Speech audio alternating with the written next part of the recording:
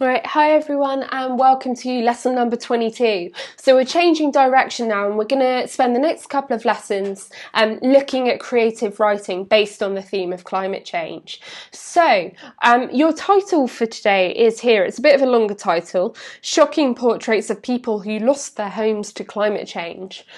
And your objective up at the top, to use your knowledge of climate change to develop a convincing first-person creative writing piece based on the issue of climate change. Okay, so you will probably already be looking at that image and hopefully with a degree of shock, and hence the title, Shocking Portraits of People Who Lost Their Homes to Climate Change.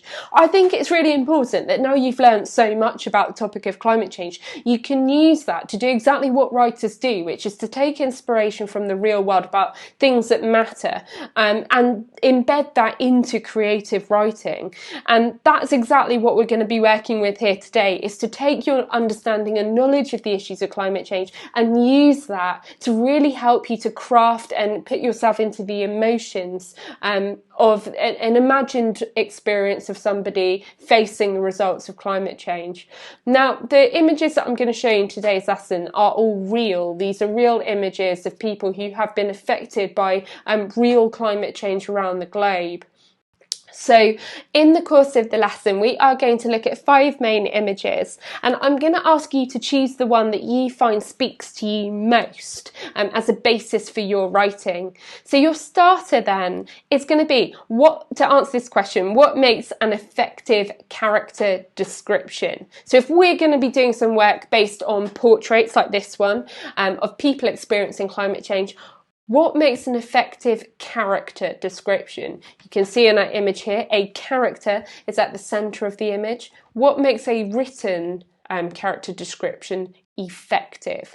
Mind map your ideas now of what makes a good character, what makes them seem to be brought to life for us as a reader. What does a writer have to do to make it an effective character description? Mind map your answers to starter now and pause the video. Okay, so some of the things that you might have said on your mind map might include that you've thought about real detail of their physical appearance. You might have also included things like mannerisms, personality traits, and real precise details about, the kind of shades of colour in their hair or eyes, or the way that they might move that is unique to them. So it's about creating such a detail in the way that you use your language to create and craft a character that it almost feels as if you are accurately describing a real person. Okay, so anything to that effect would be great, especially if you put down points about the adjective use or the adverb use that a writer might use to describe either what they look like, how they move. Okay, you might have also added imagery that a writer might develop to compare a person with something else through a simile or a metaphor that gives us a greater insight into the character, their deeper personality, not just their physical presence. Okay, so let's now move on and have a look at the challenge. What emotions do you think the man in this image is experiencing, and what emotions do you think the viewer is supposed to experience when we look at this? So 2 parts to that question. I'm going to ask you to answer those in full sentences now. So first part, what emotions do you think the man in the image is experiencing? And second part, what emotions do you think the viewer is supposed to experience? Okay, so answer those now and pause the video. Okay, so the kinds of emotions that you might have felt he's experiencing, you might have put discomfort, you might have felt cold, you might have said that he feels frustrated by the situation, fearful, anxious. Those are the kind of words I would be expecting you to produce for this. And hopefully you might have really thought about your vocabulary choices and come up with some more creative and sophisticated adjectives to describe how you think the man might be feeling. But also in terms of the second bullet point, what you might be feeling as a result, and that could be similar. You might feel sympathy though, or you might feel empathy, and the difference between those is very fine. If you are feeling empathy empathy, you're sharing the emotional experience of the man. And sympathy is a little bit more objective, so you intellectually understand how he might be feeling, but you don't necessarily share that emotional reaction. Okay, other feelings that you might experience, you may feel, for example, angry that people have kind of caused this sort of devastating weather pattern to put people into such a situation. You may feel guilty. You may feel that this is hopeless, or you may feel hopeful that people can survive no matter what situation they find themselves in. So it depends on your personality as to how you might interpret this. I like to think it's hopeful. I like to see the better side of it and hope that, you know, we are strong as a species and we have the ability to both overcome but also to improve situations. I'd love to hear what you think. Okay, so as I said at the start, we are going to look at 5 main images, and for each of those I am going to ask you to think about how strongly it speaks to you as an image for a piece of writing. And for each of the images I'm going to ask you to complete these bullet point steps. So the first step, I want you to write 1 sentence description of this image, and in that 1 sentence I want you to really think about your word choice, your emotion and your imagery. So when I use that word imagery, I'm talking about similes, metaphors, personification, pathetic fallacy, etc. Okay, so your ability to create an image and compare what you're seeing with another image or idea. So your job now is to pause the video and complete that task. 1 sentence to describe that image using thinking about your word choice, your emotion and imagery. Okay, go. Pause the video. Okay, and we're going to repeat the process with each of the images that I show you. So you've done it for image 1. We're now going to do it for the second image. So really take it in. Think about the emotions that are present on the faces of the figures there. These are all real images of people that are living in places that have been affected by global warming. So think about the expression on the woman's face there versus the child's. How could you describe that image, really thinking about your vocabulary choices? How could you describe their facial expressions? How do you think they're feeling? Okay, and same as you did for the last one, I would like you to describe it in just 1 sentence, thinking about word choice, emotion and imagery. If in the last one you didn't manage the imagery, think this time what you could compare it to, or what you could compare their emotions or their expressions to. So could you use a simile? Could you use a metaphor? All right, and have a go at doing that now. Same thing for our third image. So again, have a look at this image. Look at what he is carrying and what she is carrying. Who do you think these people are? What do you think their experience of the world is? What are they thinking? What are they feeling? And I'm going to ask you to repeat the task. So 1 sentence description of the image, thinking about your word choice, the emotion and your imagery. Okay, go. Okay, very different one now. So image number 4, and have a look at this image. What do you think is going on in this particular image? What are these people thinking and feeling? And as you have for the last ones, a 1 sentence description of this image now, please. You need to write that, thinking about word choice, thinking about emotion and thinking about imagery. Okay, so you're describing it in 1 sentence. And our final image, this one again, I find this one actually probably the most shocking of the lot. I'd like you to again write a 1 sentence description of this image. This one is sort of crying out for strong imagery use, I feel. I think you could really get some effective personification in here with this one. Think about how you could describe that kind of swampy looking water there, that kind of thick, kind of gleepy mud. What does it seem to be doing to the man? All right, and you're writing 1 sentence description of that, thinking about word choice, emotion, and especially imagery for this one. Okay. Then pause the video and give yourself time to complete those. You might want to now take a moment to also reflect and review the ones that you wrote for the previous images and see if you could enhance what you've written. Could you improve the word choice? Could you improve your sophistication of your imagery, etc.? Okay.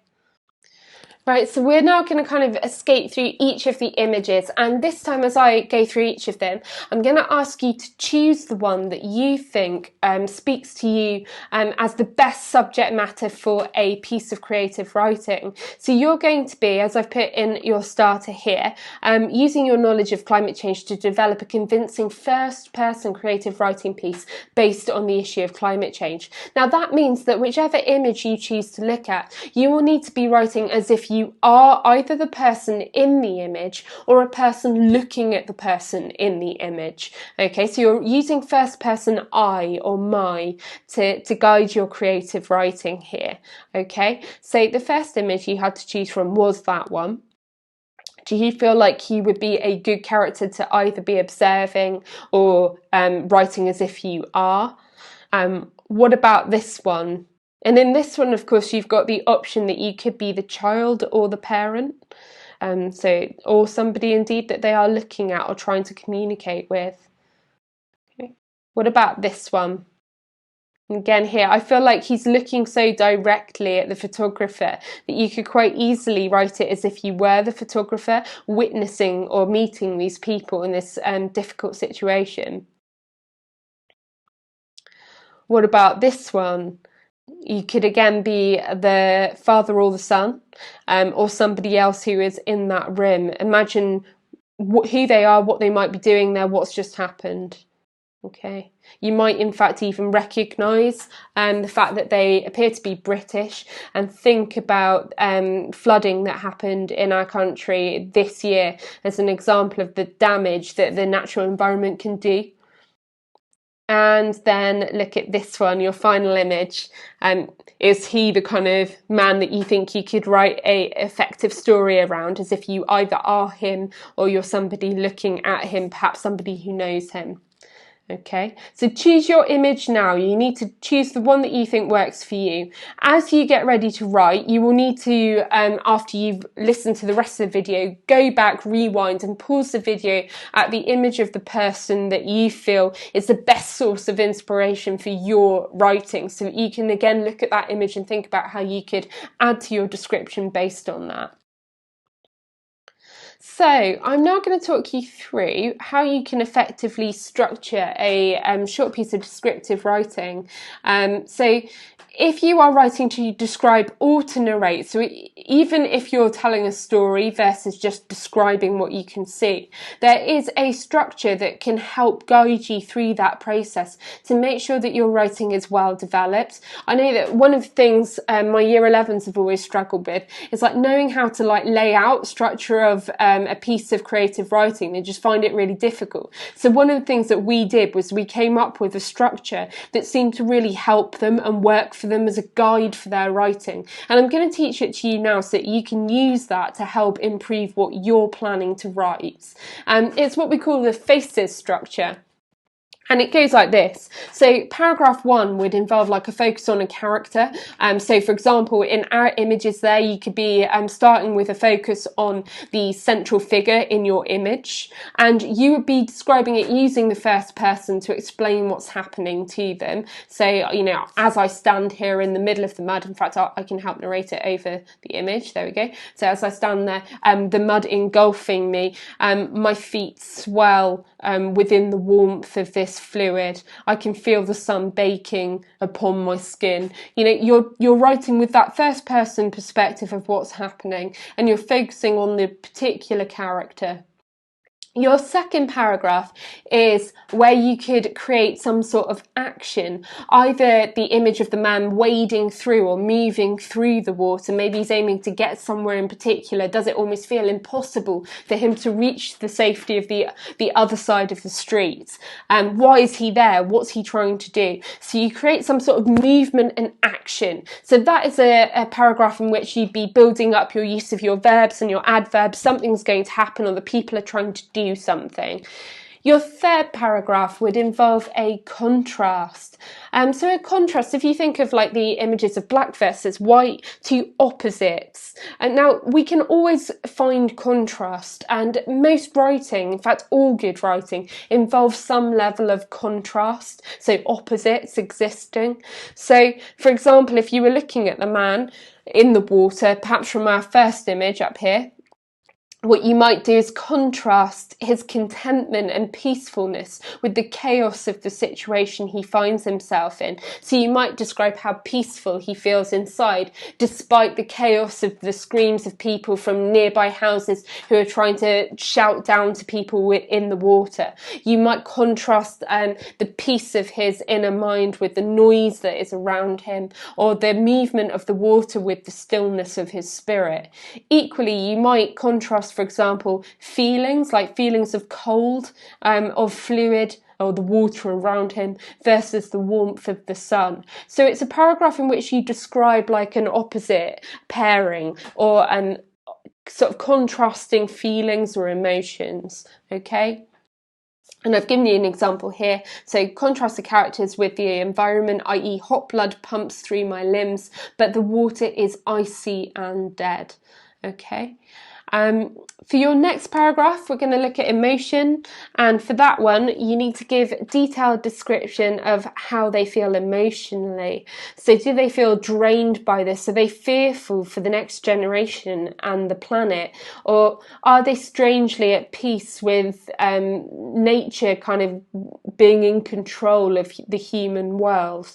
So think about how you could describe emotions for your fourth paragraph. And for your fifth paragraph, try and aim to create symbolism. For example, the water subsiding might be a symbol of hope, or in the example here, a symbol of hope or hopelessness could be created like a bird flying above them as a symbol of freedom and life, or the sun as a symbol of warmth and hope. Okay, so this is like a rough guide on how you could structure each paragraph. So each numbered point there, 1 focus, 2 action, 3 contrast, 4 emotion and 5 symbolism. Each one of those would be a paragraph, and it tells you exactly what you need to describe for that paragraph, if that helps you. If you work more fluidly, and you sort of don't like having a restrictive structure like that, then you're aiming to still write roughly a page, and you are trying to describe the situation from the first person perspective of a character in the scene, or of someone looking at the scene, okay? So you're still aiming to get into that first person character perspective and to develop that across the space of your page of writing. Your objective at the end of the lesson will be to simply plan out a story inspired by one of the images. So I'm going to show you now the slide that will talk you through some key vocab and ingredients to include, and then it'll be up to you to replay the video, look back at some of those previous images and decide which one you want to use as your inspiration for your climate change story. Okay, so as we have done with our previous lessons, I'm now going to talk you through the key ingredients that you want to try and include, and some of the key vocab to embed in it to prove that you've got like a sophisticated vocabulary here. So let's start with the vocabulary. In case you don't know any of these words, I'll roughly run through the ones that I think you might have difficulty with. So imperceptibly, if something happens imperceptibly, it happens without being seen, okay? So almost like you can't notice it. So you might say that imperceptibly the water rose minute by minute, meaning it isn't noticeable immediately, but it is rising. Desperately, you will know. Numbingly, so if you're going numb, think of like if you put your hand into really ice cold water, the numbing feeling is when you're losing sensation, you can't even feel it anymore. Verbs to clutch is to hold on, tighten, you should know, swelled again is to grow, so if the water is swelling, it is becoming higher and higher, it's spread everywhere. Deepening, aphotic, meaning dark, tenebrous, meaning dark, and indistinct, meaning unclear. Okay, so if the water is indistinct, you can't see what's below it, and you might describe it as tenebrous water, meaning dark. Okay, and you've also got the nouns I want you to try and use as water and skin. So whatever you're writing about, I want you to try and talk about the feelings of the water, or of that on your skin.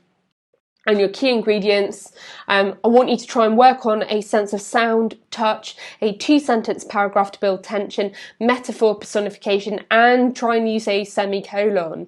Again, if you're not sure how to do that, go back and watch 2 videos ago where I outlined for you some of the basic punctuation you should be using. Now, your job before the end of this lesson is going to be to use this to plan a piece of creative writing inspired by the idea of climate change in the first person, either as if you are the person in the image or as if you're somebody looking at them, and you have free reign over which image you want to use as your source of inspiration for your writing. Okay, the vocab is there to help you, and the key ingredients you should use to plan out some sentences that you can then build into your writing to improve your skill level with it. If you want the structure to help you, then use the structure that I have talked you through here, so you can rewind the video and have another look at this structure here to help guide you on what to write in each paragraph. If not, and you prefer to freewheel it, then that's absolutely fine, but you need to make sure that you are writing roughly a page, that you're writing in the first person using I or my, and that you are incorporating these into your writing. Okay, so for the rest of the lesson, your job is to plan out your first draft of your creative writing piece, and you're using all of the information in the lesson to help you to do that. I'm really looking forward to reading these and seeing how you get on. Right, well done everyone. Bye.